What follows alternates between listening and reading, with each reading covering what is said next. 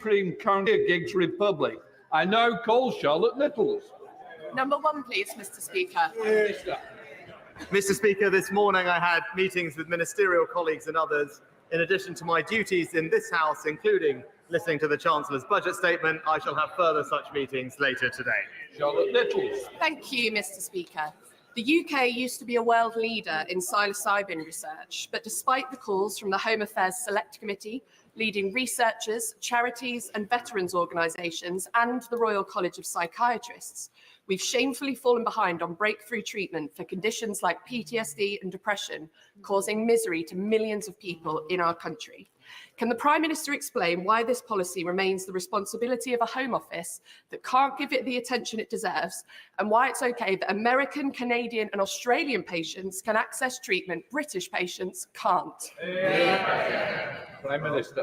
Mr. Speaker, I completely sympathise and understand why people suffering from distressing conditions will want to seek the best possible treatment available, and I thank the Honourable Lady for raising the issue. We are committed to ensuring that the UK is a world-leading jurisdiction for pharmaceutical, clinical and other medical research, and we have in fact asked the Advisory Council on the Misuse of Drugs to review barriers to legitimate medical research involving controlled drugs such as psilocybin. Our response to the Council's recommendations, I'm pleased to tell the Honourable Lady, will be published as soon as possible. Dr. Curran. Thank you, Mr. Speaker. My constituency has a long and proud history of farming, with generations of the same family helping to feed our nation. And not since World War II have we been so aware of how important food security is to our national security.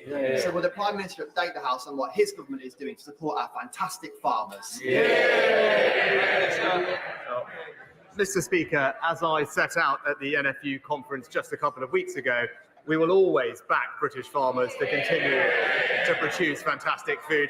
We're accelerating that plan with the largest package of grants ever, and indeed one of those new schemes opens just today, supporting farmers with up to £125,000 towards the purchase of new equipment and technology. Our schemes in England are all about more choice, Mr. Speaker, not less, and unlike Labour in Wales, we will never introduce top-down arbitrary targets that damage farm incomes, damage our food security and take farmers back to square one. We now come to the Leader of the Opposition, Keir Starmer.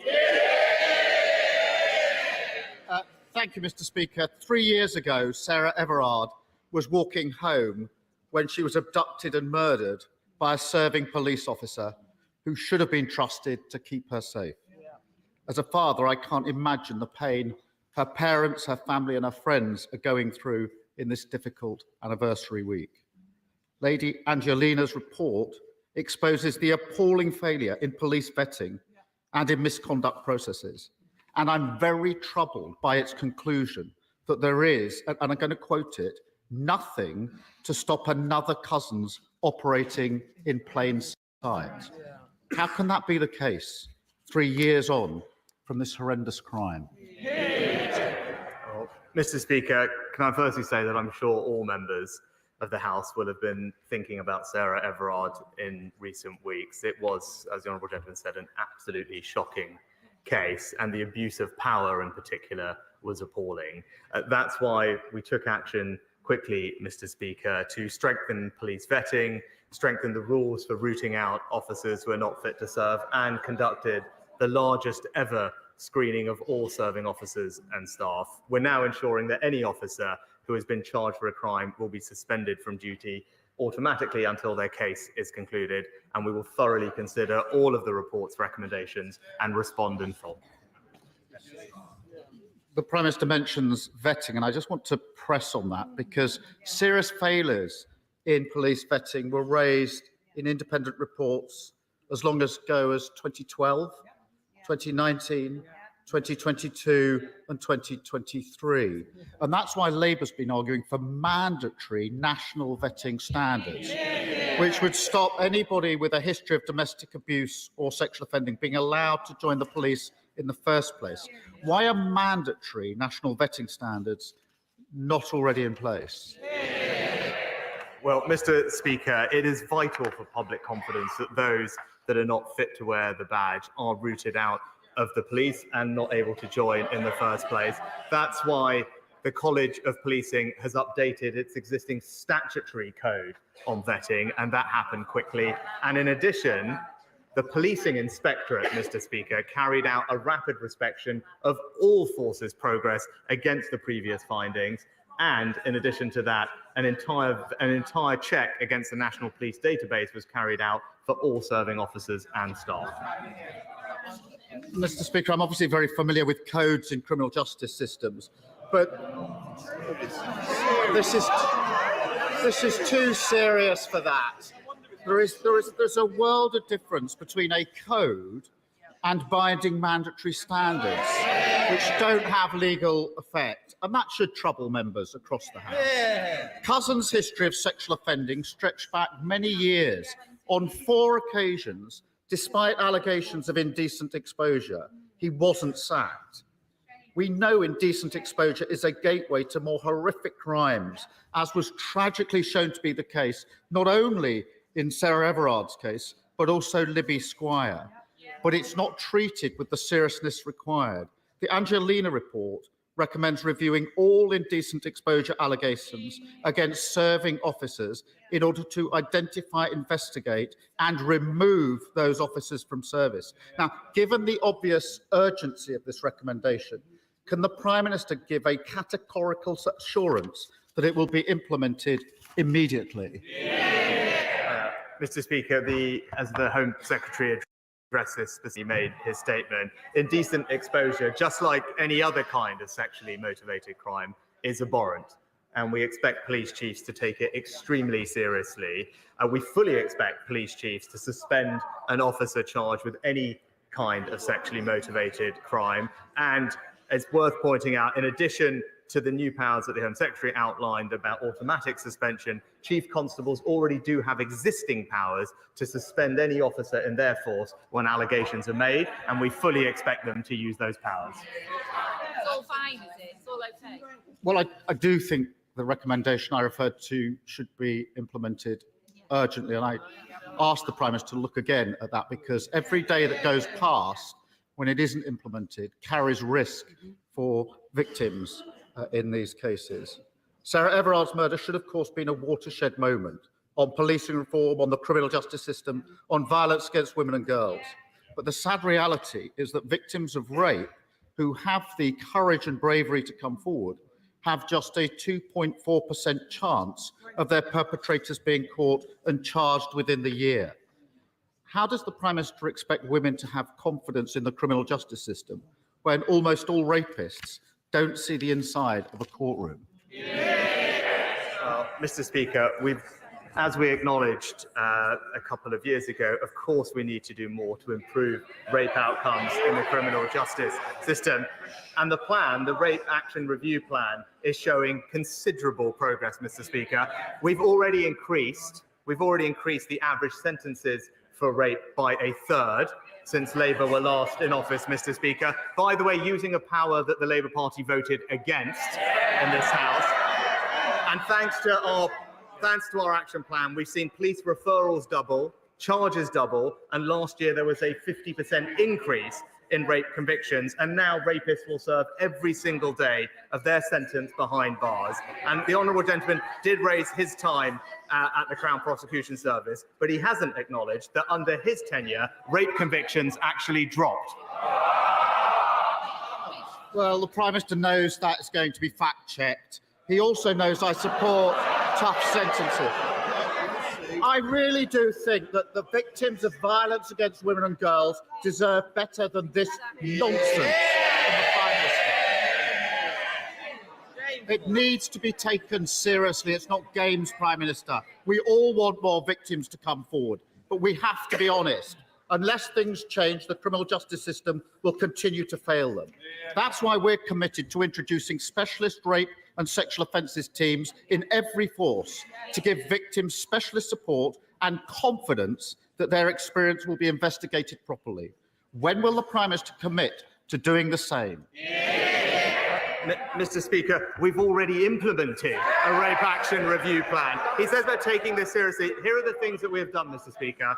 We have ended the appalling digital strip search that victims had to go through with their mobile phones. We've ensured that there's better use of pre-recorded cross-examination. We've rolled out Operation Sorteria with incredible success across all national police forces, and we have increased significantly the number of independent sexual domestic violence and abuse advisors to up to 1,000.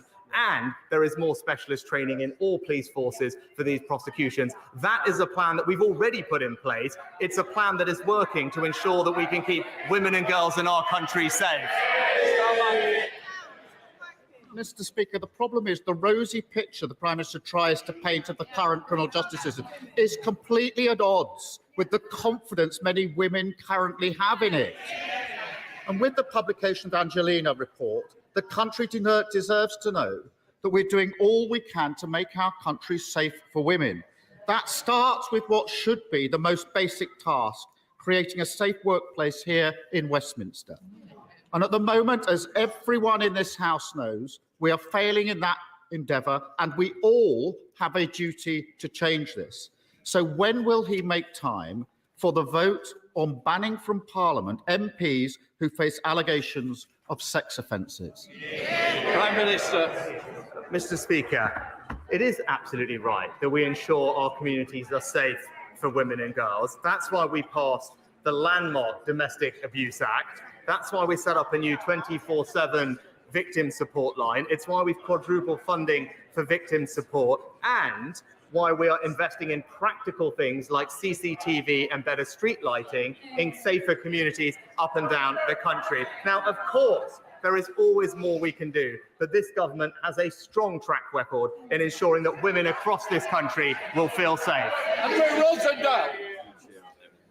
Mr. Speaker, sir, I want the Prime Minister to know that the people of Romford are struggling with ever-increasing energy prices, yet providers are making huge profits, running into hundreds of millions. So, does the Prime Minister agree with me that reductions in wholesale prices should be passed on to the consumers and standing charges brought down? And will the government hold utility companies to account for their actions?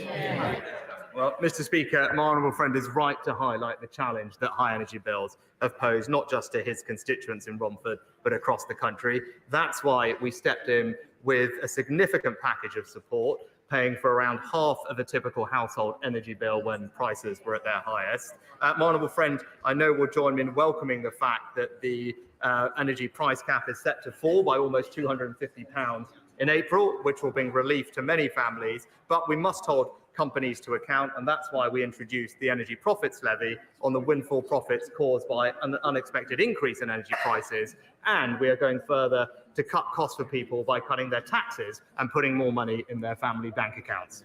SNP Leader Stephen Flynn. Mr. Speaker, much to my surprise this morning, it's been widely reported that the Conservative Party in Scotland are absolutely furious that Westminster is about to tax Scotland's natural resources in order to pay for a tax cut in England. Mr. Speaker, is the Prime Minister in danger of turning his colleagues into nationalists? Mr. Speaker, obviously, I wouldn't comment on the budget, but what I would say is, when I was in Scotland last week, it was crystal clear. There has only ever been one party consistently standing up for the North Sea energy industry, and it's the Scottish Conservatives. The Prime Minister knows that not to be the case, but there's a serious point to be made here, Mr. Speaker. The Conservative Party want to use Scotland's natural resources to pay for tax cuts in England. The Labour Party want to use Scotland's natural resources to pay for nuclear power stations in England, and the cost of that up to 100,000 jobs. Scotland's wealth, Scotland's resources, Scotland's jobs, all again to Westminster. But with the Tories on just 15% in the polls in Scotland now, will the Prime Minister do us all a favour and call a general election? Mr. Speaker, the honourable gentleman claims to be supportive of the North Sea energy industry, why is it that he's opposed all the measures that we have taken to protect those jobs in Scotland over the past couple of years? He talks about tax in Scotland and England. I'll just gently point out to him that thanks to the actions of the Chancellor and this UK government, everyone in Scotland has received a significant tax cut from January this year. And in contrast to the Chancellor's last budget, the SNP's budget put taxes up for working Scots. Scotland is now the high tax capital of the UK, but this Conservative government is going to keep cutting taxes for hard-working Scots. Mr. Speaker, the government is rightly acting to properly compensate the Horizon victims who are highlighted by Alan Bates's legal challenge. However, there are thousands more sub-postmasters across the country who are not actually prosecuted, but who faced financial penalties for bogus shortfalls, causing enormous financial and personal distress to them. Does the Prime Minister agree with me that we should now be doing everything possible to do right by all victims of gross miscarriage of justice, clear their names, and at last properly financially compensate them? My right honourable friend is absolutely right to highlight the appalling impact this miscarriage of justice has had on people's mental health. As he acknowledged, our focus is on delivering justice for the postmasters, and that's why we will introduce legislation to overturn convictions and pave the way for the swift payment of compensation, which he acknowledged. But I thank my right honourable friend for his long-standing campaign on this issue about mental health, and I can assure him that the Postal Minister is closely examining the issues he raised. He's considering next steps and will keep the right honourable gentleman closely informed. Sir Geoffrey Donald. Thank you, Mr. Speaker. The Prime Minister will be aware that the government's proposals to deal with the legacy of our troubled past in Northern Ireland continue to be the subject of scrutiny, most recently in the High Court ruling in relation to compatibility with our human rights obligations. And yet, many families of victims in Northern Ireland are deeply disappointed with the lack of cooperation by the Irish government in relation to murders committed in their jurisdiction or from their jurisdiction. In relation to the Omagh bomb inquiry, for example, the Irish government has declined to conduct a public inquiry on this worst atrocity in our troubled past, despite the courts urging it to do so. Will the Prime Minister continue to press the Irish government on the need for them to make available facilities to enable the families of innocent victims, including in Omagh, to pursue justice for their loved ones? Can I thank my right honourable friend for his question on this important topic, which I know will be of great interest, not just to his constituents, but many others across Northern Ireland. The government has set forward its plans to deal with the legacy of the past and will continue to engage with everyone in Northern Ireland, whatever their views, to set out the best way forward. But I can confirm to him that the Secretary of State for Northern Ireland has raised these specific issues directly with the Irish government and will continue to do so. And I also spoke to the Taoiseach myself about this very matter. We would hope to see further cooperation on Omagh and many other outstanding cases that involve Irish jurisdiction, because like him, I want to give families as much information as possible. Hello, Plesty. Thank you, Mr. Speaker. Putin's put the Russian economy on a total war footing. He has increased military spending by 68% to 7.5% of GDP. He claimed this month that over 520,000 new jobs have been created in their arms industry, which now employs an estimated 3.5 million Russians. On my recent visits to Ukraine, I've met with government ministers and senior military figures who have expressed great frustration to me about the length of time it is taking to develop collaboration in building a defence manufacturing capability jointly with UK defence companies in Ukraine. So will my honourable friend meet with me to discuss how we can unblock the bureaucracy and, as our Ukrainian friends say, build the arsenal of the free world together? Well, I can reassure my honourable friend that we remain steadfast in our support for Ukraine, and we will not allow Putin to achieve his aim of eradicating Ukrainian freedom and democracy. Our cross-government task force is working diligently to support both the armed forces of Ukraine and lead UK and Ukrainian defence industrial cooperation. I'm pleased to say in December last year, we conducted our first successful trade mission to Ukraine alongside the UK defence industry. But I can tell him that the government and UK industry will continue to work hand in glove with our Ukrainian allies, seizing the opportunities for collaboration and bolstering our joint defence industries. Stringer. Mr. Speaker, last week the IPPR published a paper, The State of the North. That paper predicted that wealth inequalities, already too large between the North and the South East, would increase to nearly £250,000 per head by the end of this decade. Does the Prime Minister accept that his levelling up agenda has failed, or did he never want it to succeed? Prime Minister. Mr. Speaker, on the contrary, inequality in our country has actually declined under this Conservative government. And when it comes to levelling up in the North, it's actually the North that has received some of the highest amounts of per capita levelling up funding of any region in the country. And I know when he last popped up to ask me a question about our investment in the North, I was wondering if he's managed to get an answer as to what exactly the Labour Party's position on HS2 is, because I'd still like to know, because what we're doing is taking that money and reinvesting every penny of it across the North in forms of transportation that people use every day, delivering benefits quicker to communities, not just in his constituency, but across the entire North, and it's been warmly welcomed everywhere that I've been.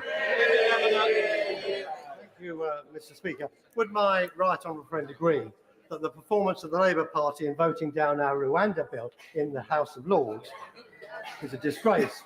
It is only the Conservative government and the Conservatives who have a plan for dealing with illegal immigration and the People's Fund. Action on illegal immigration is a top priority in my constituency, and Labour has no policy or plan on this at all. Well, Mr. Speaker, my honourable friend makes an excellent point. He knows, like I know, that if you want to fully stop the boats, you need to have a working deterrent. That means if someone comes here illegally, you must be able to remove them to a safe third country alternative. That's why the Rwanda scheme is so important, and that's why we're determined to see it through. But it was just in the last week, an independent report was published talking about the Labour Party's policies in this area, which made it crystal clear that they don't have a plan to stop the boats. And in fact, their idea would see the UK accept hundreds of thousands more migrants. Thank you very much, Mr. Speaker. Which part of his economic legacy is the Prime Minister most proud of? Is it presiding over the highest tax burden since the Second World War? Or is it delivering the slowest real wage growth since the Napoleonic War? Mr. Speaker, saving 10 million jobs in the pandemic with the furlough scheme.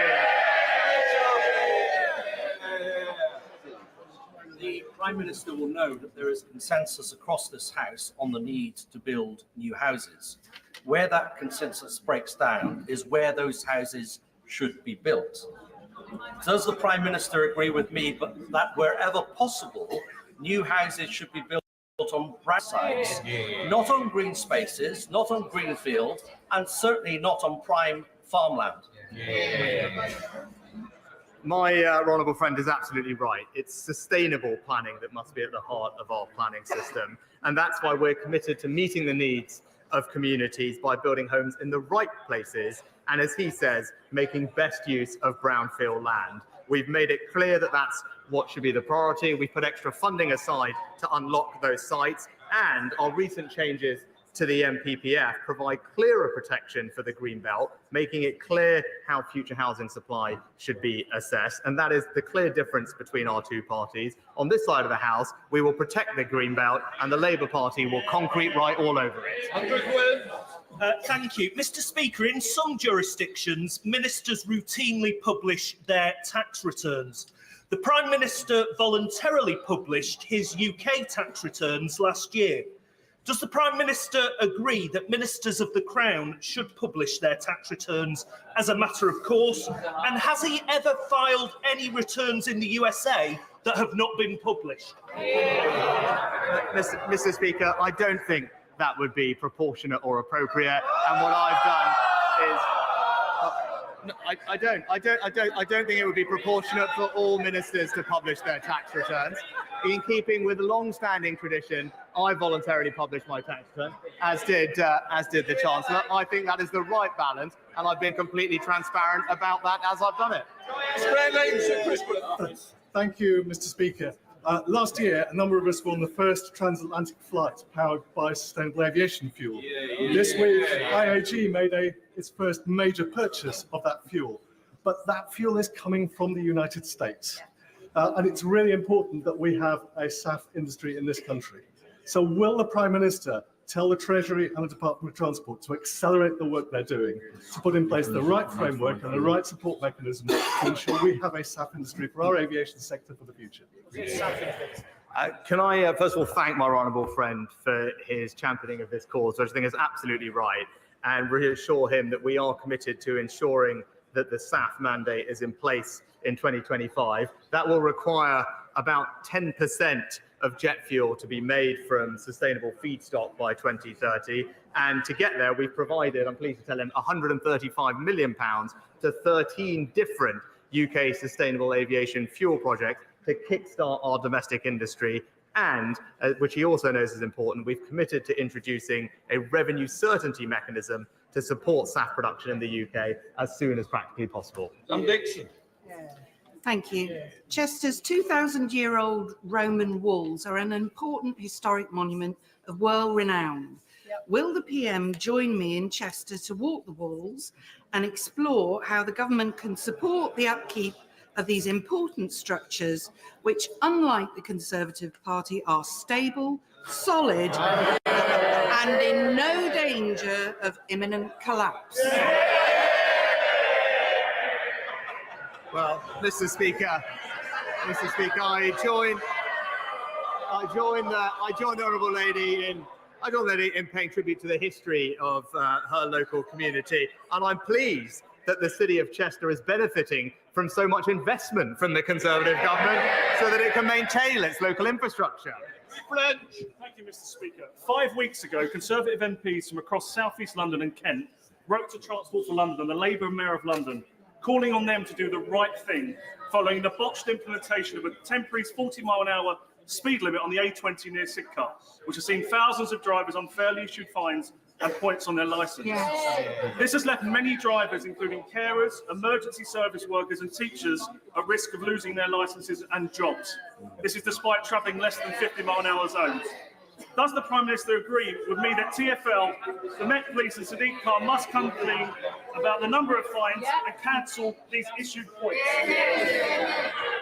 Can I thank my honourable friend for this question? And I do understand the concerns that local drivers have over this ongoing TfL issue. Whilst we're doing everything we can to back motorists across the country, it is disappointing that the Labour Mayor and indeed Labour-run Wales are hammering drivers at every opportunity, whether that's temporary speed limits or blanket 20-mile-an-hour zones or the ULEZ expansion. But I will make sure that my honourable friend has a meeting with a responsible minister to discuss his concerns.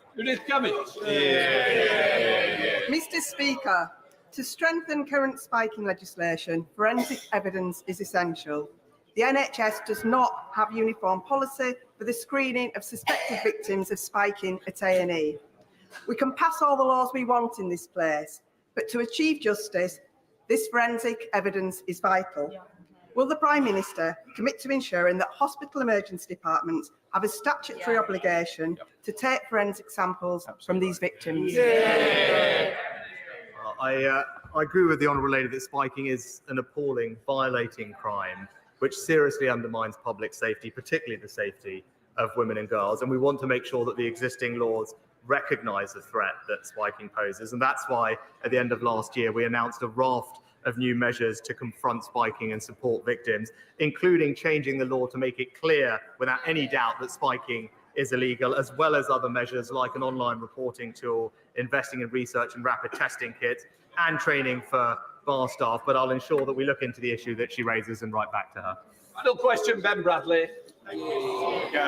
This winter, flood and storm damage has caused significant damage to the infrastructure in and around my Mansfield constituency. That's our roads, it's our drains, it's flood infrastructure, and this is among the highest concern that residents raise with me on a regular basis. I'm really grateful that from next year in particular, there's very significant infrastructure funding coming our way, But what can my right honourable friend do to help fix this for my constituents now? Well, Mr. Speaker, pleased that in 2020 we announced that we would double our flood investment to a record 5.2 billion, and in Nottinghamshire since 2010 we've invested over 50 million to protect 15,000 properties, and I know currently there is a programme in Mansfield which is looking at surface water and drainage improvements, but I will make sure that I talk to the Chancellor that we have a strong economy to keep investing in local infrastructure in his area, and that's exactly what we're about to hear from my right honourable friend in just a second. Completes Prime Minister's questions. There you go. Gracefully marked. Order! Order! Before I call the Chancellor of the Exchequer, I remind honourable members that copies of the budget resolutions will be available to them from the vote office in members' lobby and online at the end of the Chancellor's statement. I also remind honourable members that interventions are not taken during the Chancellor's statement, nor during the replies of the Leader of the Opposition, or indeed of the spokesman for the Scottish National Party. I'm hoping that the hubbub on my right here is going to die down and some politeness will prevail before I call the Chancellor. Mr. Chancellor of the Exchequer.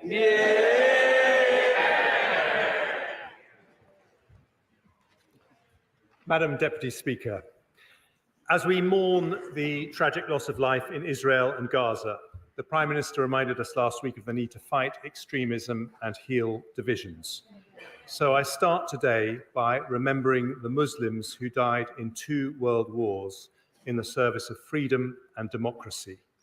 We need a memorial to honour them, so following representations from the Right Honourable Member for Bromsgrove and others, I've decided to allocate £1 million towards the cost of building one. Whatever your faith or colour or class, this country will never forget the sacrifices made for our future.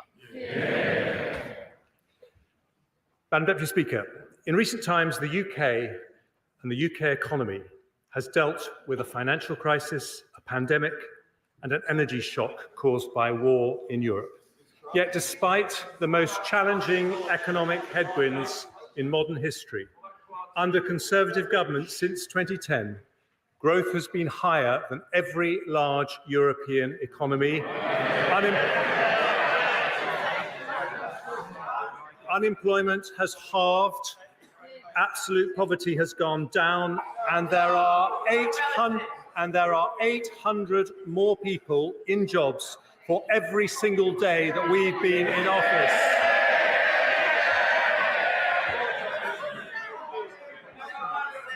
Of course, interest rates remain high as we bring on inflation. But because of the progress we've made, because we are delivering the Prime Minister's economic priorities, we can now help families not just with temporary cost of living support, but with permanent cuts in taxation. We do this to give much needed help in challenging times, but also because Conservatives know lower taxes mean higher growth. And higher growth means more opportunity, more prosperity, and more funding for our precious public services. But if we want that growth, the Chancellor has hardly said anything.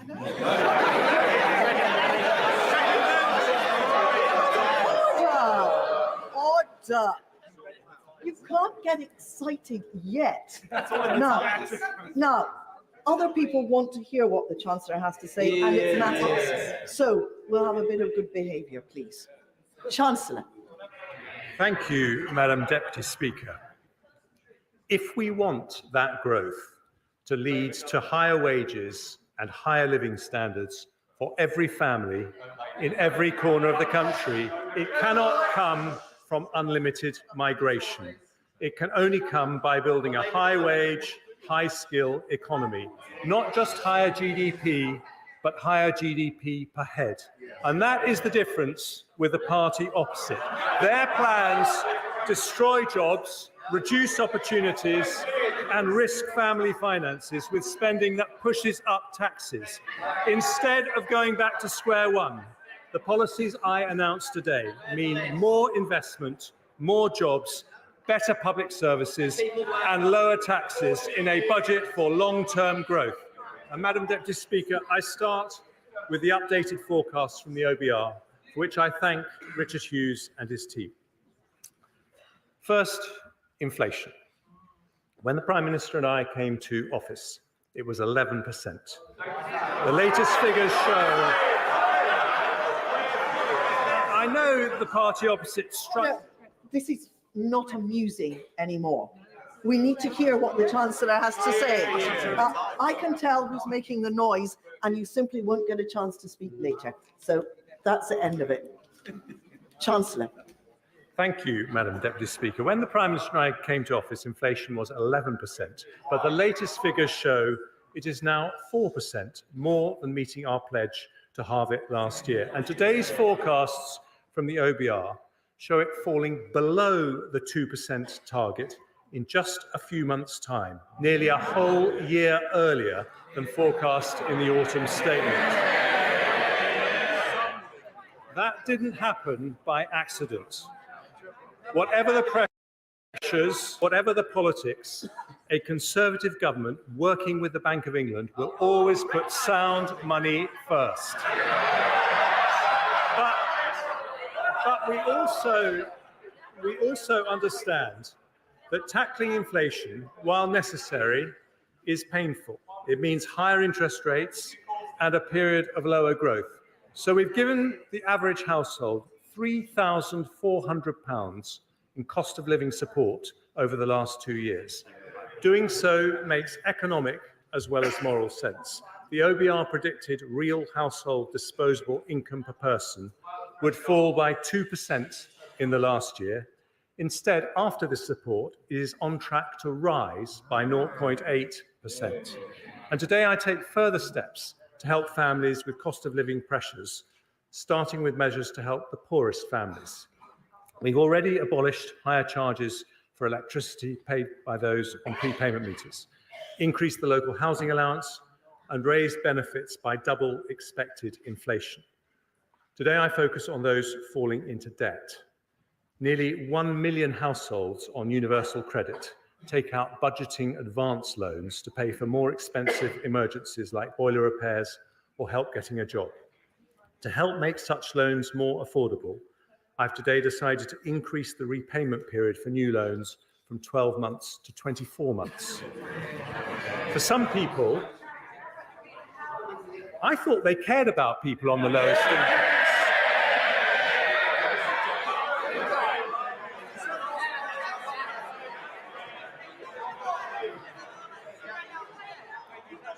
But trust the Labour Party not to want to hear about debt.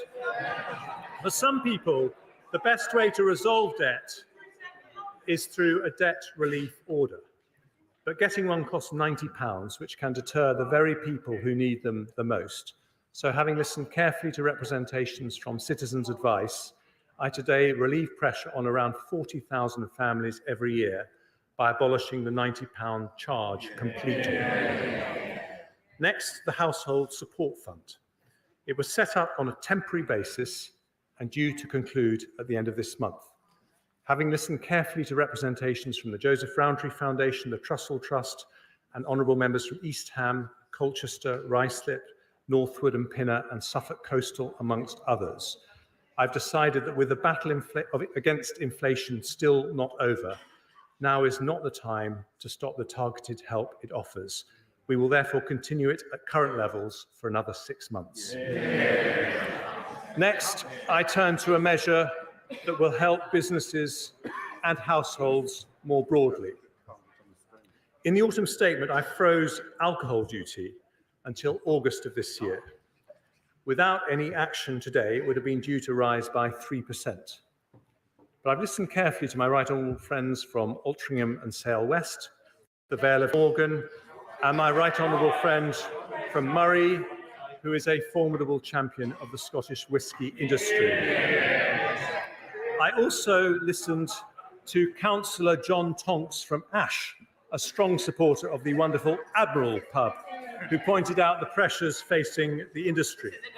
So today I've decided to extend the alcohol duty freeze until February 2025.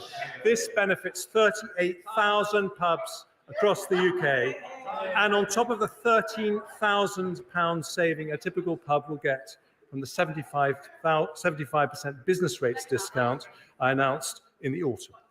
We value our hospitality industry and are backing the great British pub.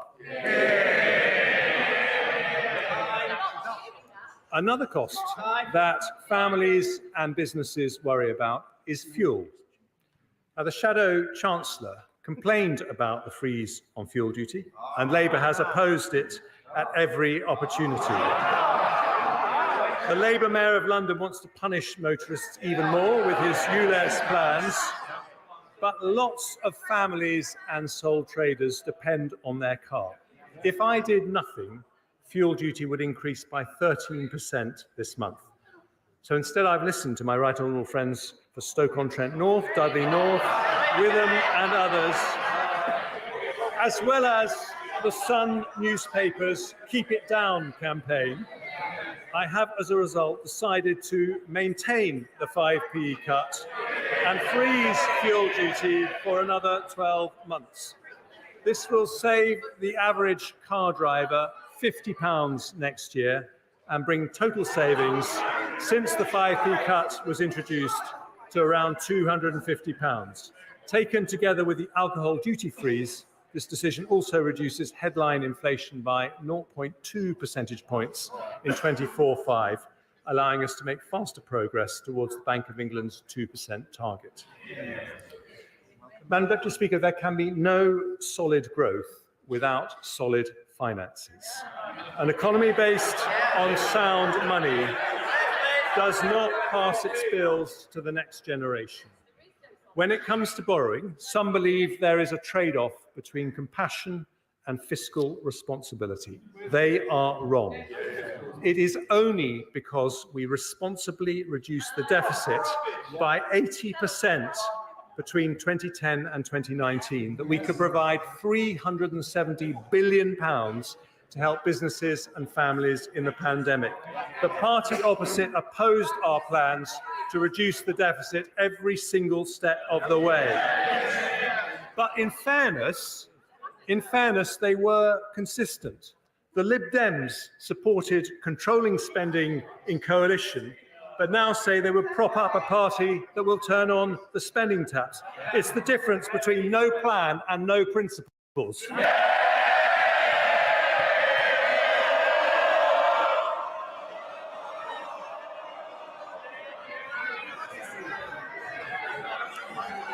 And I'm delighted the right honourable gentleman from the Lib Dems was here to hear it for once.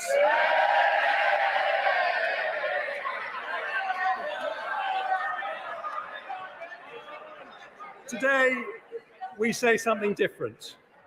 There is nothing compassionate about running out of money. With the pandemic behind us, we must once again be responsible and build up our resilience to future shocks. That means bringing down borrowing so we can start to reduce our debt. And today's figures confirm that is happening. Ahead of my first autumn statement in 22, the OBR forecast headline debt would rise to above 100% of GDP. Today, they will say it will fall in every year to just 94% by 28-29. Underlying debt, which excludes Bank of England debt, will be 91.7% in 24/5, according to the OBR, then 92.8%, 93.2%, 93.2% before falling to 92.9% in 28-29, with final year headroom against debt falling of £8.9 billion. Our underlying debt is therefore on track to fall as a share of GDP, meeting our fiscal rule. And we continue to have the second lowest level of government debt in the G7, lower than Japan, France, or the United States. We also meet our second fiscal rule for public sector borrowing to be below 3% of GDP 3 years early. Borrowing falls from 4.2% of GDP in 23-4 to 3.1%, 2.7%, 2.3%, 1.6% and 1.2% in 2028-29. By the end of the forecast, borrowing is at its lowest level of GDP since 2001. None of that, of course, would be possible if Labour implemented their pledge to decarbonise the grid 5 years early by 2030. By their own calculations, that costs £28 billion a year to do. But last month, after flip-flopping for months, they said they're not going to spend the 28 billion after all, but somehow they'll meet their pledge. Somehow, Madam Deputy Speaker, can only mean one thing: tax rises on working families. Same old Labour. Today, in contrast, a Conservative government brings down taxes with borrowing broadly unchanged. In fact, borrowing is slightly lower than the autumn statement. And the fact that we are bringing borrowing down is something of particular importance to one very special person. Sir Robert Stamen is the outgoing Chief Executive of the government's Debt Management Office. And after 20 years of exceptional public service, he is in the gallery. Thank you, Sir Robert. I now turn to growth. Just after I became Chancellor, the OBR expected GDP to fall by 1.4% in the following year. In fact, it grew, albeit slowly. Now the OBR expects the economy to grow by 0.8% this year and 1.9% next year, 0.5% higher than their autumn forecast. After that, growth rises to 2.2%, 1.8% and 1.7% in 2028.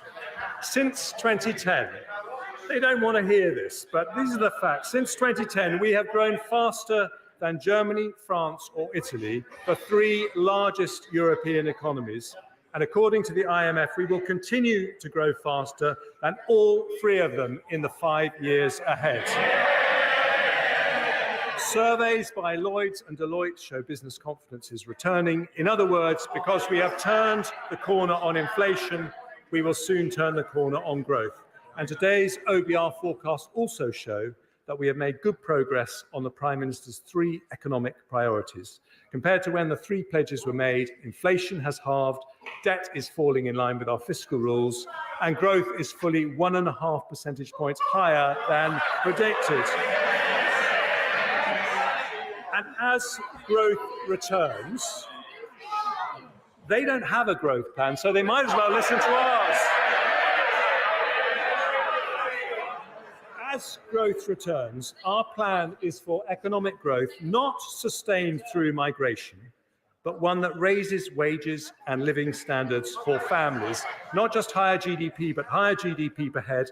And that means sticking to our plan with a budget for long-term growth, more investment, more jobs, better public services and lower taxes. And I start with investment. Economists say that stimulating investment is the most effective way to raise productivity and therefore wages and living standards. Since 2010, we've been doing just that. Business, well, you might want to listen to what I'm about to say because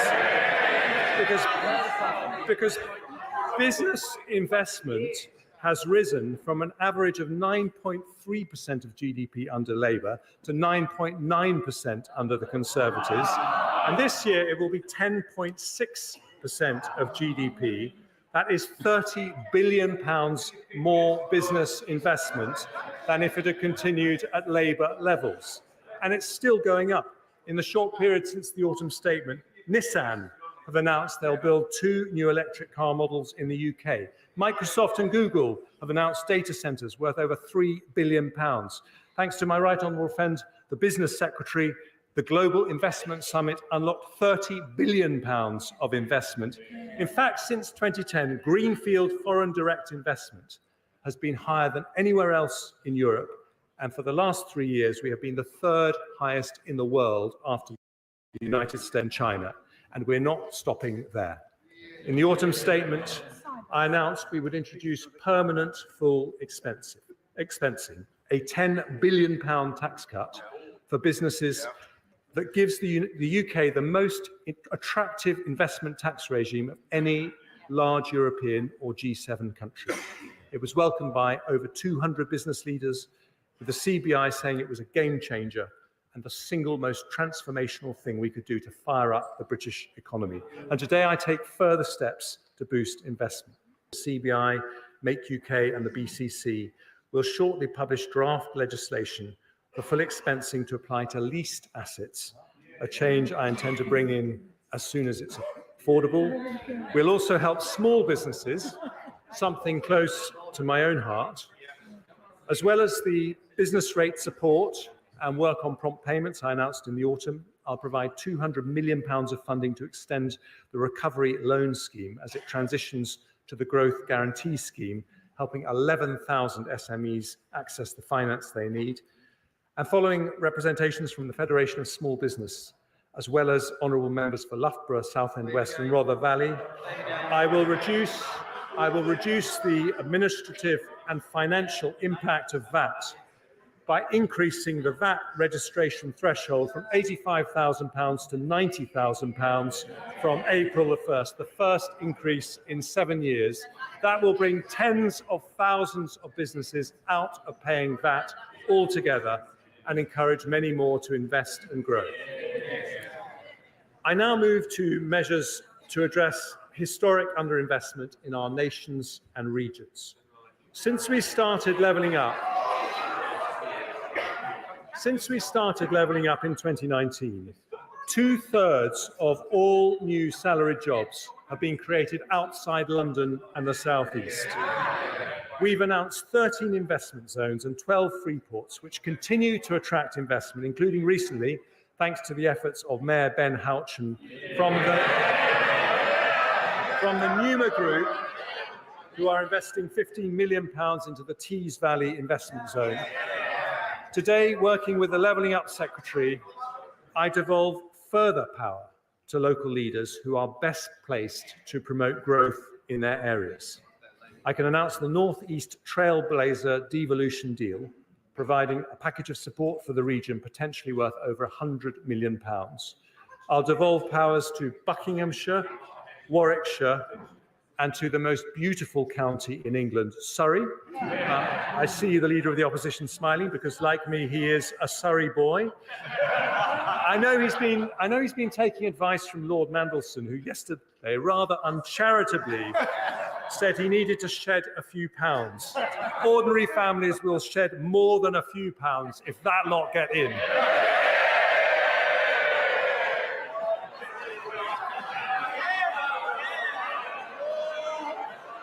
Today,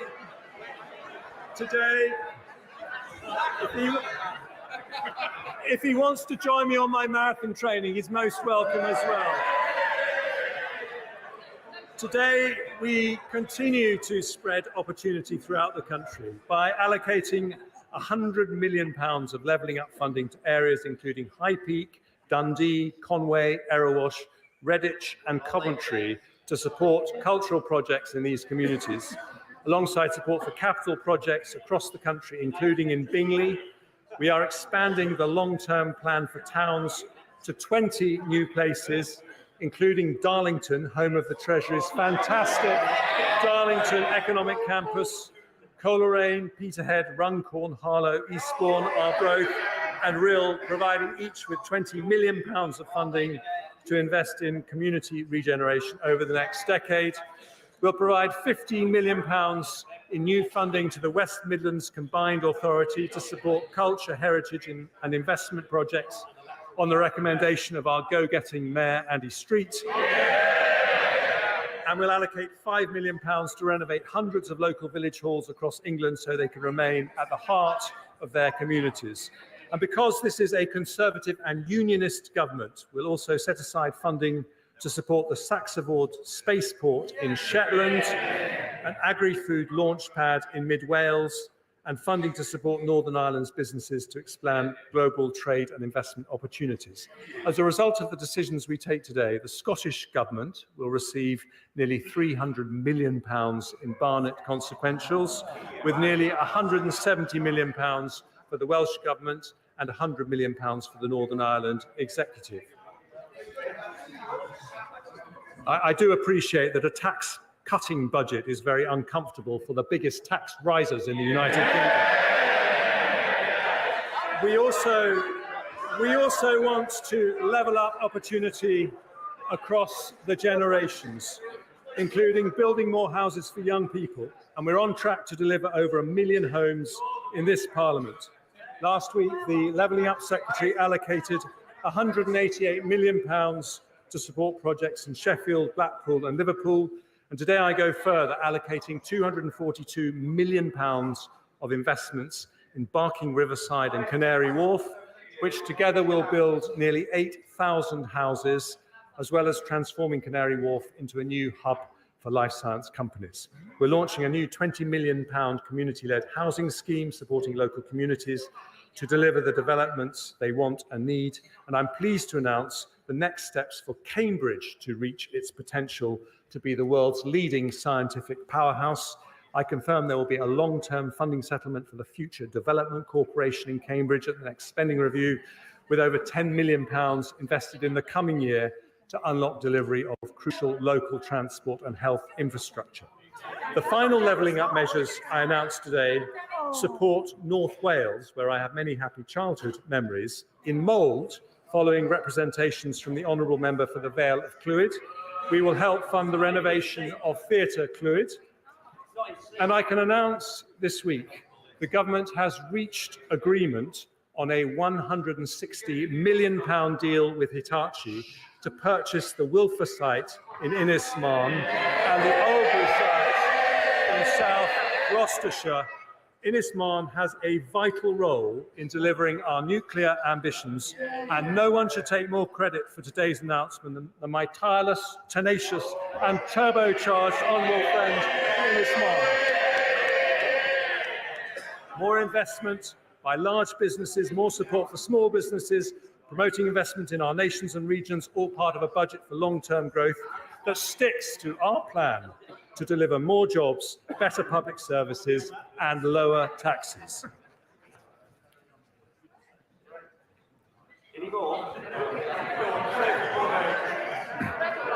I now turn to one of the most powerful ways to attract investment, namely supporting our most innovative industries. Outside the US, we have the most respected universities, the biggest financial services sector, and the largest tech ecosystem in Europe.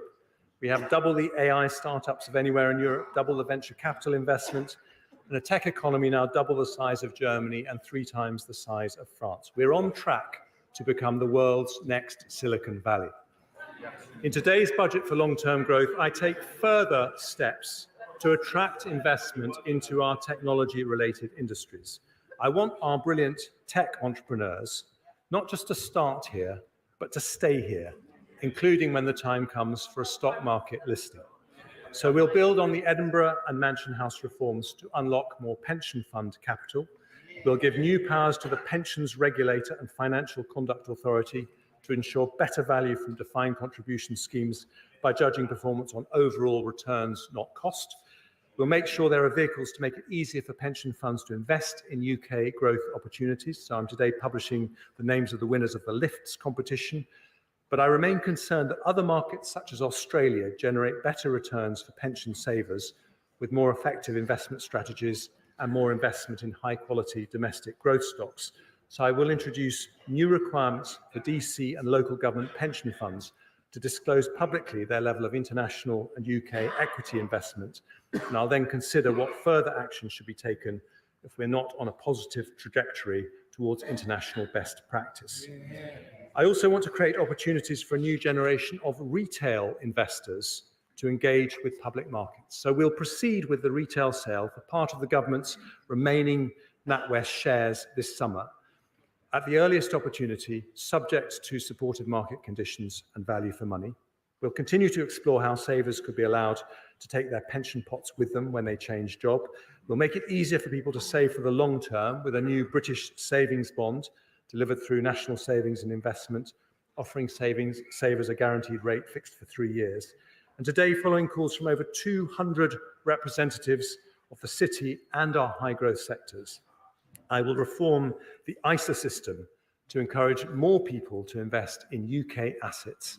After a consultation on its implementation, I will introduce a brand new British ISA, which will allow an additional £5,000 annual investment for investments in UK equity with all the tax advantages of other ISAs. And this will be on top of the existing ISA allowances, ensure British savers can benefit from the growth of the most promising UK businesses, as well as supporting those businesses with the capital to expand.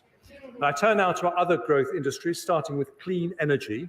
We want nuclear to provide up to a quarter of our electricity by 2050. And as part of that, I want the UK to lead the global race in developing cutting-edge nuclear technologies. I can therefore announce that Great British Nuclear will begin the next phase of the small modular reactor selection process, with companies now having until June to submit their initial tender responses. Our brilliant Energy Security and Net Zero Secretary will also allocate up to £120 million more to the Green Industries Growth Accelerator to build supply chains for new technology ranging from offshore wind to carbon capture and storage. By January of next year, as promised in the autumn statement, we'll have a new faster connections process to the grid up and running. In advanced manufacturing, we've announced a further £270 million of investment into innovative new automotive and aerospace R&D projects, building the UK's capabilities in zero-emission vehicle and clean aviation technologies. And I now turn to our creative industries. We have become Europe's largest film and TV production centre, with Idris Elba, Keira Knightley and Orlando Bloom all filming their latest productions here. Studio space in the UK has doubled in the last 3 years, and at the current rate of expansion, next year we will be second only to Hollywood globally. In the autumn statement, I committed to providing more tax relief for visual effects in film and high-end TV. I can today confirm that we will increase the rate of tax credit by 5% and remove the 80% cap for visual effects costs in the audiovisual expenditure credit. Having worked closely with the Culture Secretary and listened carefully to representations from companies like Pinewood, Warner Brothers and Sky Studios, we'll provide eligible film studios in England with a 40% relief on their gross business rates until 2034. And having heard representations from the British Film Industry Pact and indeed the Prime Minister, we will introduce a new tax credit for UK independent films with a budget of less than £15 million. For our creative industries more broadly, we will provide £26 million of funding to our preeminent theatre, the National Theatre, to upgrade its stages. And today, I particularly want to recognise the contribution of our creative industries and the tourism that comes from orchestras, museums, galleries, and theatres. In the pandemic, we introduced higher 45% and 50% levels of tax relief, which were due to end in March 25. They have been a lifeline for performing arts across the country. Today, in recognition of their vital importance to our national life, I can announce I am making those tax reliefs permanent at 45% for touring and orchestral productions and 40% for non-touring productions. Lord Lloyd Webber says this will be a once-in-a-generation transformational change that will ensure Britain remains the global capital of creativity. I suspect the new theatre reliefs may be of particular interest to the Shadow Chancellor, who seems to fancy her thespian skills when it comes to acting like a Tory. The trouble is, we all know how her show ends. Higher taxes, like every Labour government in history.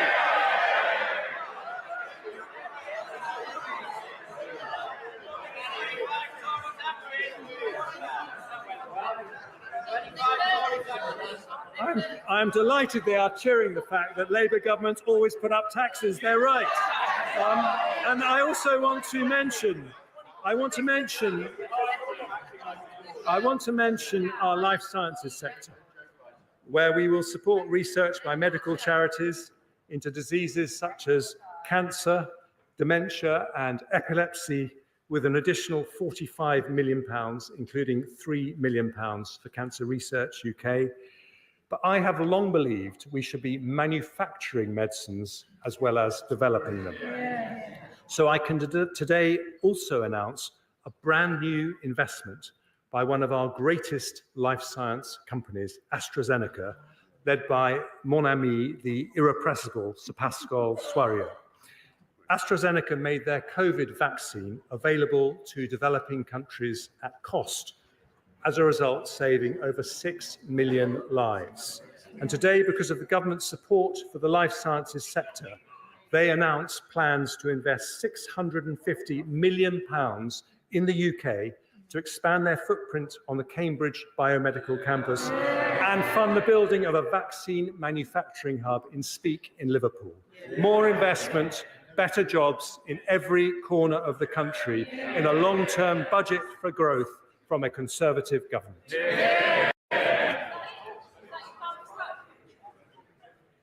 One of the biggest barriers to investment is businesses not being able to hire the staff they need. The economy today has around 900,000 vacancies. It would be easy to fill them with higher migration, but with over 10 million adults of working age who are not in work, that would be economically and morally wrong. Those who can work should. And this is an issue that I have tackled in every budget and autumn statement I've delivered. A year ago, I abolished the pensions lifetime allowance, which pushed doctors and others to take early retirement. Ask any doctor what they think about Labour's plans to bring it back, and they will say, don't go back to square one. In the autumn, with the help of our superb Work and Pensions Secretary, we announced the Back to Work plan, which will support 1 million adults with medical conditions and reduce the number of people assessed as not needing to work by 2/3. A year ago, I also announced the biggest ever expansion of childcare, extending the 30-hour free childcare offer. Just listen, extending the 30-hour free childcare offer to all children of working parents from 9 months. We've not had a childcare plan from Labour, so you might want to listen to ours. Our plan will mean an extra 60,000 parents enter the workforce in the next 4 years, a tremendous achievement for the Education Secretary, who I think is doing an effing good job. And today, following representations from many people, including the CBI, I announced measures to support the childcare sector make the new investments it now needs to. So I'm guaranteeing the rates that will be paid to childcare providers to deliver our landmark offer for children over 9 months old for the next 2 years. That is more people in work, more jobs, sticking to our plan in a long-term budget for growth. And I now turn to public services.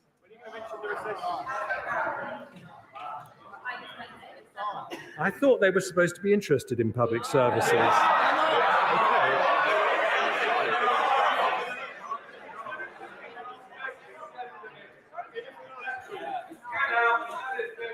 I can wait.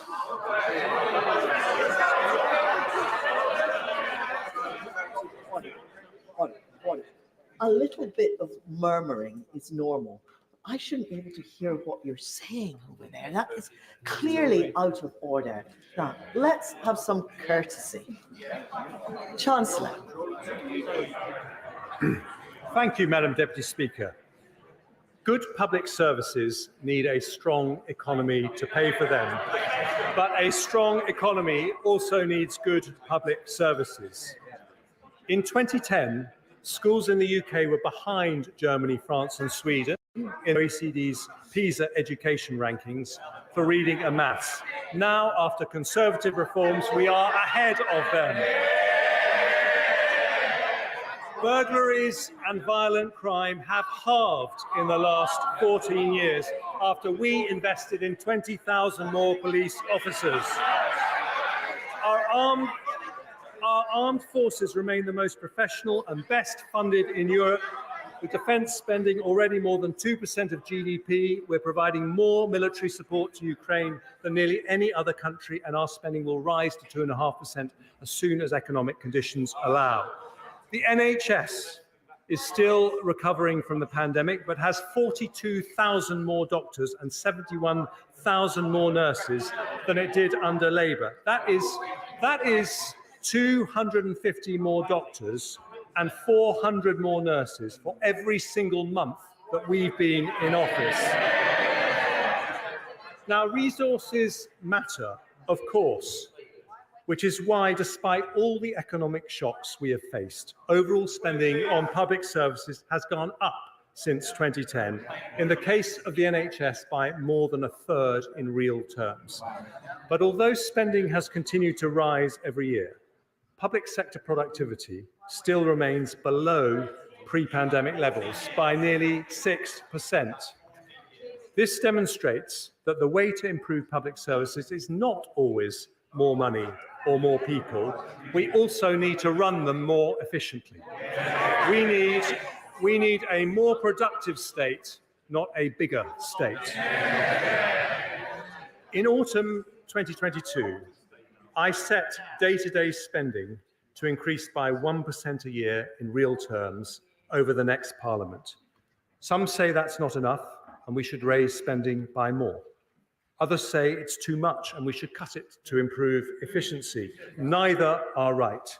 It's not fair to ask taxpayers to pay for more when public service productivity has fallen, nor would it be wise to reduce that funding given the pressures public services face. So I'm keeping the planned growth in day-to-day spending at 1% in real terms, but we are going to spend it better. So today, they don't have a plan for public services like everything else. So why not listen to ours? Today I am announcing a landmark public sector productivity plan that restarts public service reform and changes the Treasury's traditional approach to public spending. And I start with our biggest and most important public service, the NHS. One of my greatest privileges was to be Health Secretary. Thanks to the NHS, I have 3 gorgeous children, the oldest of whom has been patiently listening in the gallery. The NHS is rightly the biggest reason most of us are proud to be British, but the systems that support its staff are often antiquated. Doctors, nurses, and ward staff spend hours every day filling out forms when they could be. Mr. Streeting, when patients don't show up. I don't like to interrupt the Chancellor. You're too close to me to be shouting that loudly. If you want to shout that loudly, you should concentrate away up there. I apologise for interrupting the Chancellor.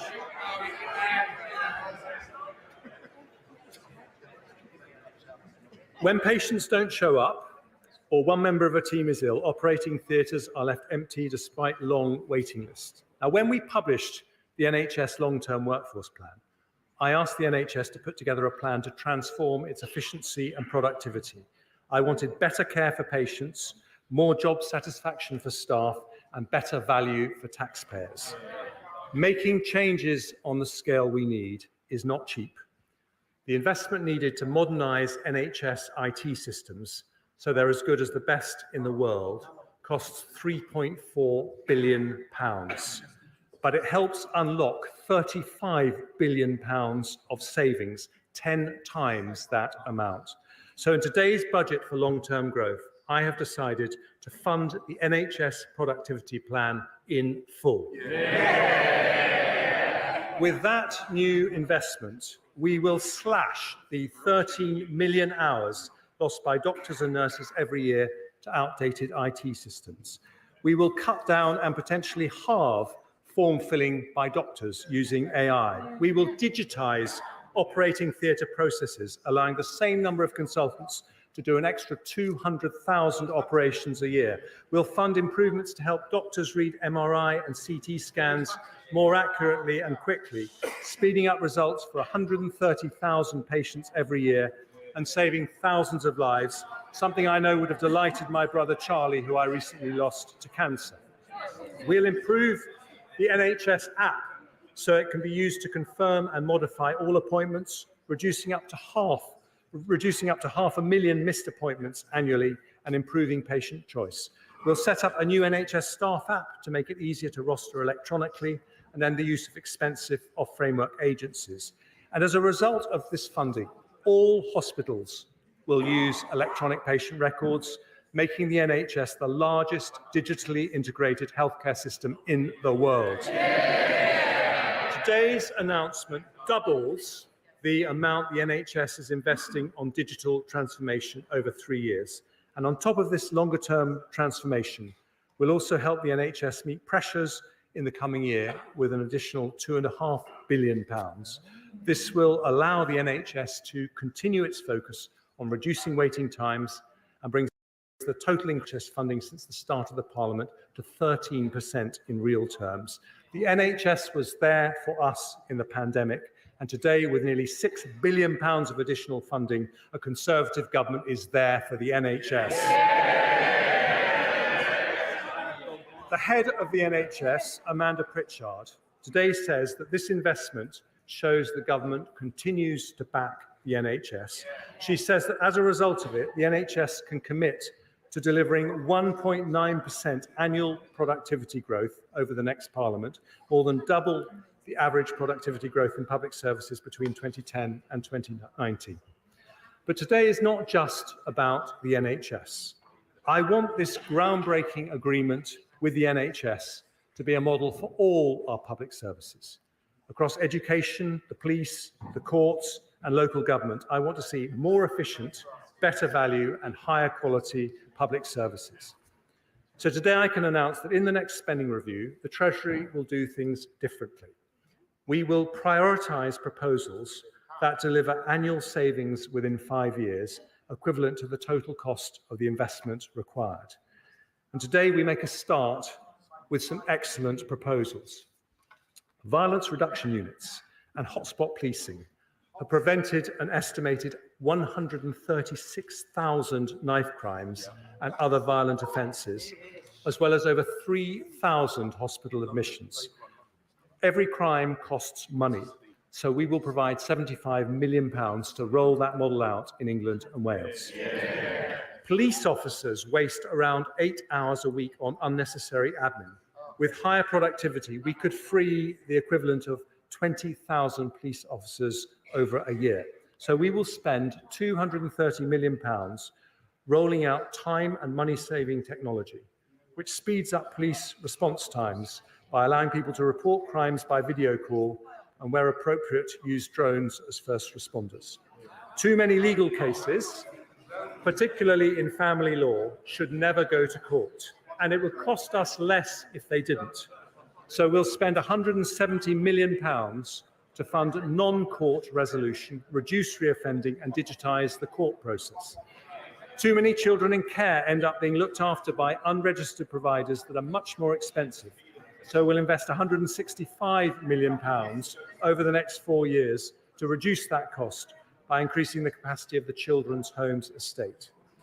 Special education need provision can be excellent when outsourced to independent sector schools, but also expensive.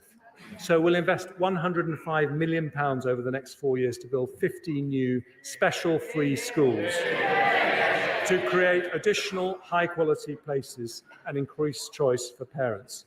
And we'll also put in place a plan to realise the tens of billions of savings recommended in an excellent speech by the head of the National Audit Office.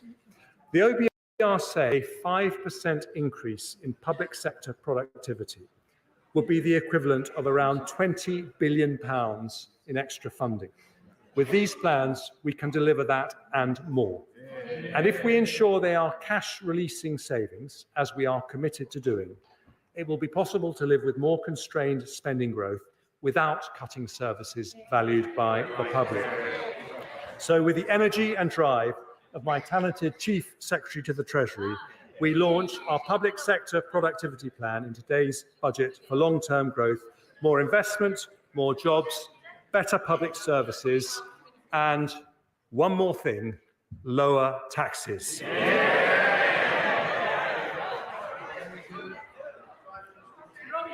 Keeping taxes down matters to Conservatives in a way it never can for Labour. We believe that in a free society, the money you earn doesn't belong to the government, it belongs to you.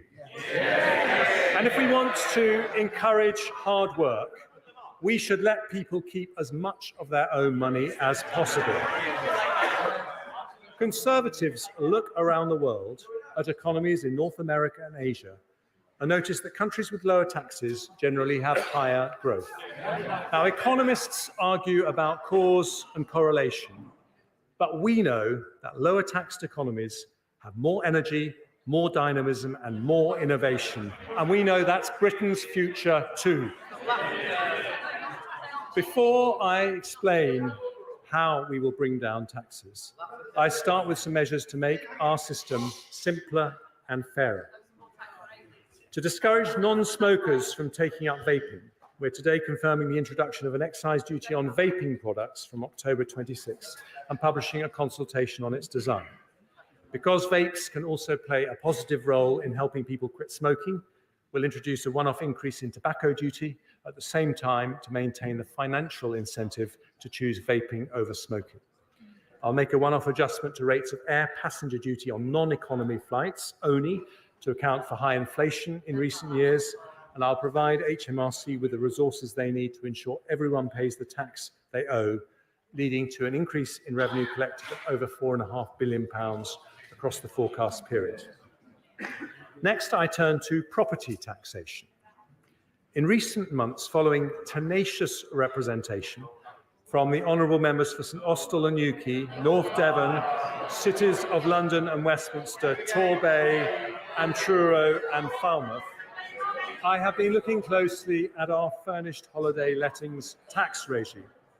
I am concerned that this tax regime is creating a distortion, meaning there are not enough properties available for long-term rental by local people.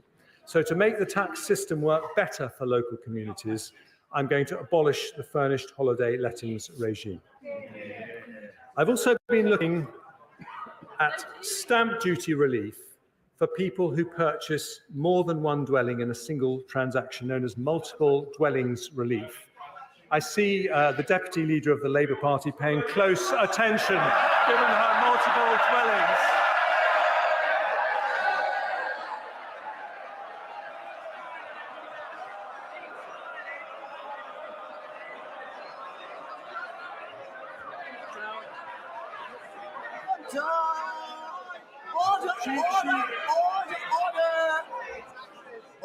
Order. Too much excitement.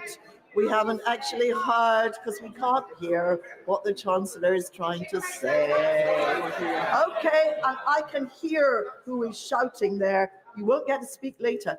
Chancellor. I'm sorry to disappoint her, but multiple dwellings relief was not actually designed for her, but intended to...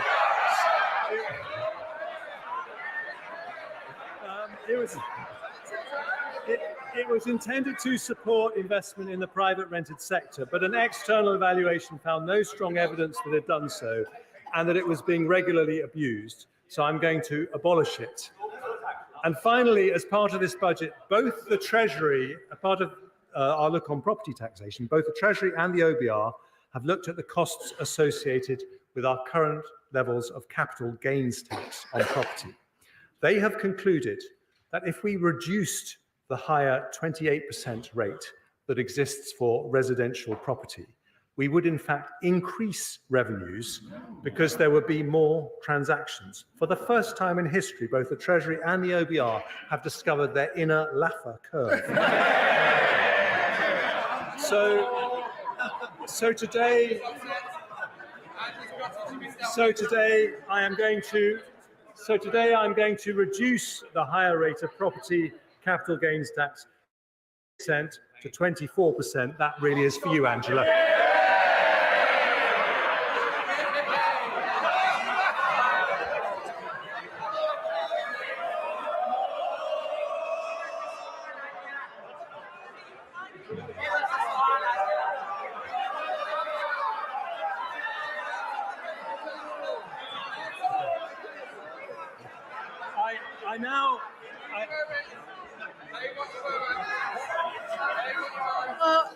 Order. That I had enough from over there. Definitely not having it from here. Chancellor. I now turn to oil and gas. Unlike the party opposite, we want to encourage investment in the North Sea, so we will retain generous investment allowances for the sector. We'll also legislate in the finance bill to abolish the energy profits levy should market prices fall to their historic norm for a sustained period of time, after representations from the honourable member for Banff. But because the increase in energy prices caused by the Ukraine war is expected to last longer, so too will the sector's windfall profits. So I will extend the sunset on the energy profits levy for an additional year to 2029, raising £1.5 billion. Next, I turn to the taxes paid by those who are resident in the UK but not domiciled here for tax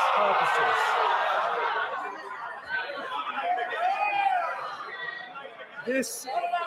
This is a category of people known as non-doms. Now,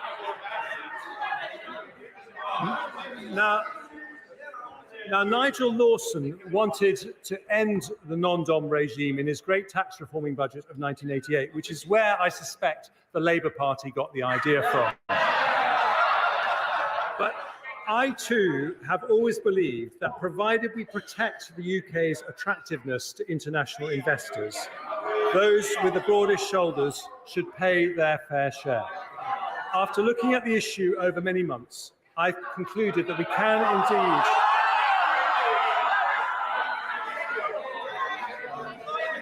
can indeed introduce a system which is both fairer and remains competitive with other countries. So the government will abolish the current tax system for non-doms, get rid of the outdated concept of domicile,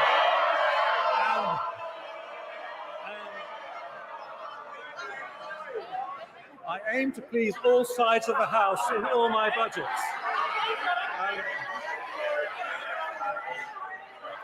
And we will replace... Order.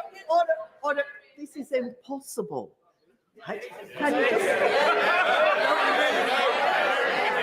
Order! Could you please shout more quietly? Chancellor. Thank you, Madam Deputy Speaker. We will replace the non-dom regime with a modern, simpler and fairer residency-based system.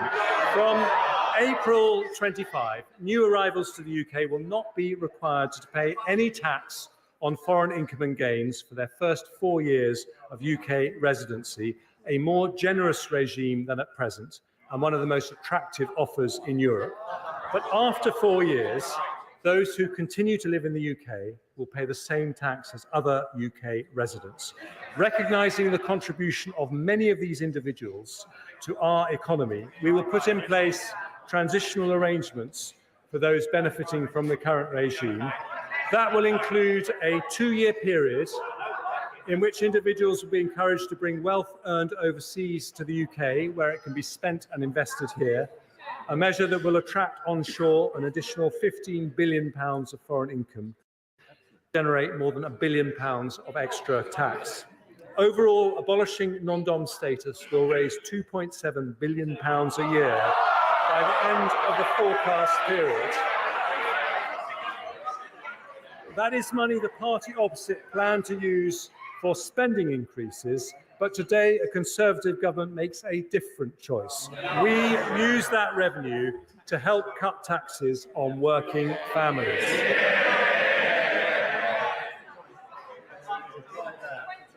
And many of those families, Madam Deputy Speaker, depend on child benefit.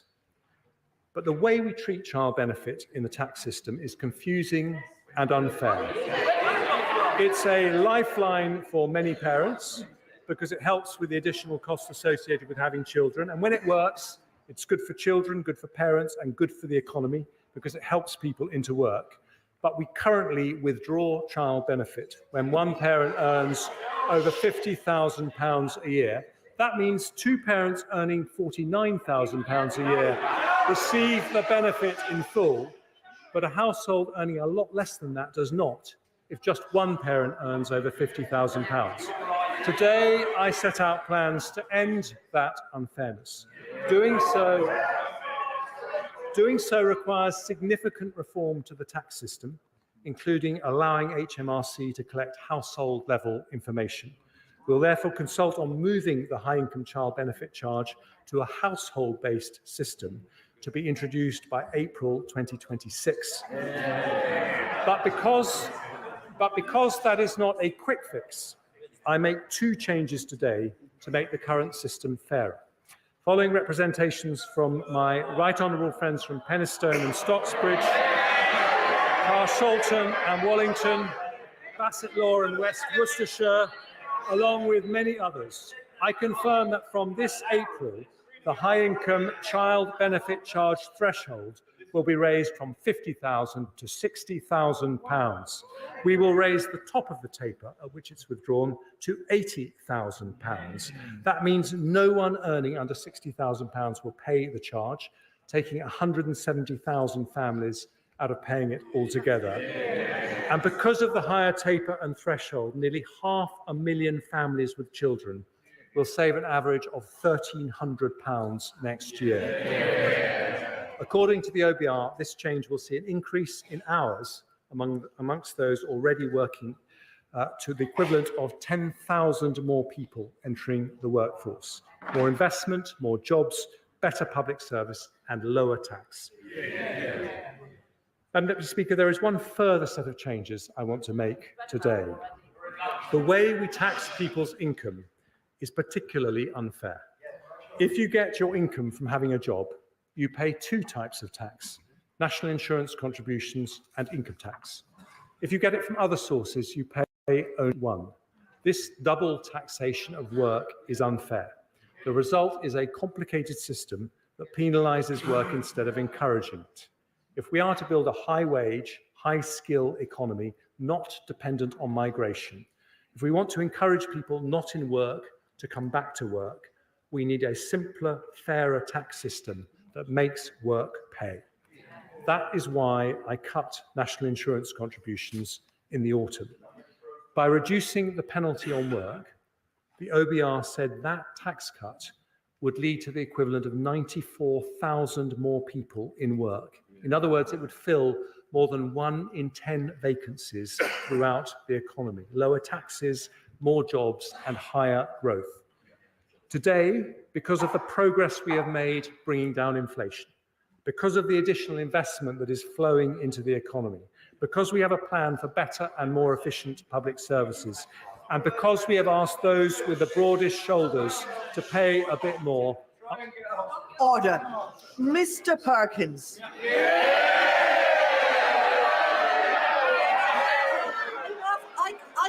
I can manage, thank you very much. 5 times I've heard what you said. I let you away with it. Now that's enough. One more strike and you're out.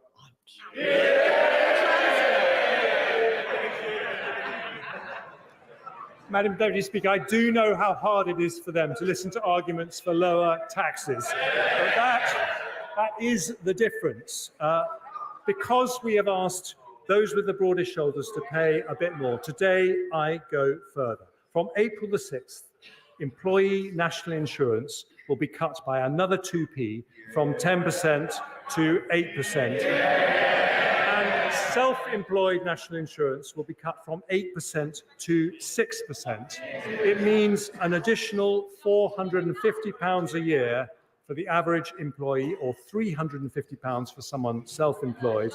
When combined with the autumn reductions, it means 27 million employees will get an average tax cut of £900 a year. 2 million self-employed will get a tax cut averaging £650. Changes that make our system simpler and fairer, and changes that grow our economy by rewarding work. The OBR say, when combined with the autumn reduction, our national insurance cuts will mean the equivalent of 200,000 more people in work, filling 1 in 5 vacancies, adding 0.4% to GDP and 0.4% to GDP per head. This is the second fiscal event where we've reduced employee and self-employed national insurance. We've cut it by 1/3 in 6 months without increasing borrowing and without cutting spending on public services. That means the average earner in the UK now has the lowest effective tax rate since 1975. Their effective taxes are now lower than in America, France, Germany, or any G7 country, because Conservatives believe that making work pay is of the most fundamental importance. Because we believe that the double taxation of work is unfair, our long-term ambition is to end this unfairness when it is responsible, when it can be achieved without increasing borrowing, when it can be delivered without compromising high-quality public services. We will continue to cut national insurance as we have done today, so we truly make work pay. Madam Deputy Speaker, we stick to our plan with a budget for long-term growth. It delivers more investment, more jobs, better public services and lower taxes. But dynamism in an economy doesn't come from ministers in Whitehall. It comes from the grit and determination of people who take risks, work hard and innovate. Not government policies, but people power. It is to unleash people power that we today put this country back on the path to lower taxes. A plan to grow the economy versus no plan. A plan for better public services versus no plan. A plan to make work pay versus no plan. Growth up, jobs up, taxes down. I commend this statement to the House.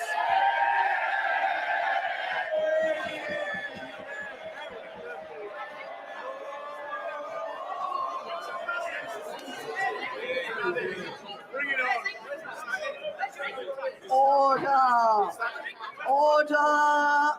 Under Standing Order number 51, the first motion entitled Provisional Collection of Taxes must be decided without debate. Will the Chancellor of the Exchequer please move formally? The question is that pursuant to Section 5 of the Provisional Collection of Taxes Act 1968, provisional statutory effect shall be given to the following motions: stamp duty, land tax, first-time buyers relief, new leases acquired on bare trust, motion number 8. Stamp duty, land tax, registered providers of social housing, motion number 9. Stamp duty, land tax, purchases by public bodies, motion number 10. Value added tax, late payment interest and repayment interest, motion number 22. As matters that opinion, say aye. Aye. Of the contrary, no.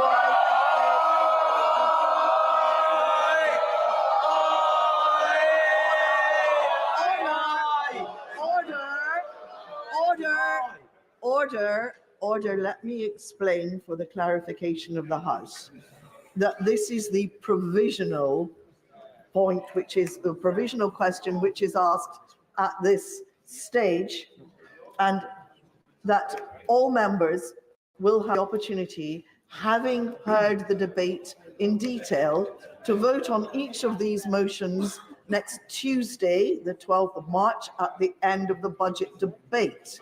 I would hesitate to have a division at this point when the House and the world is awaiting the response from the Leader of the Opposition.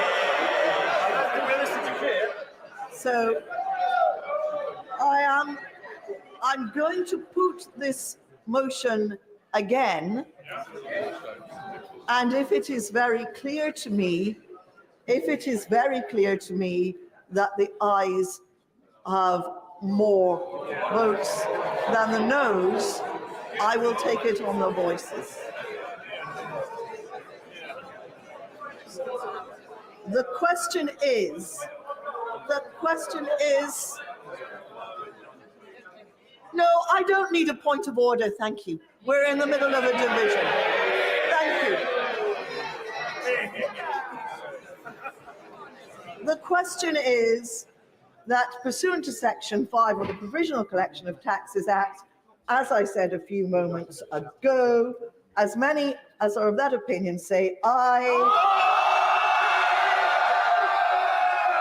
Of the contrary, no.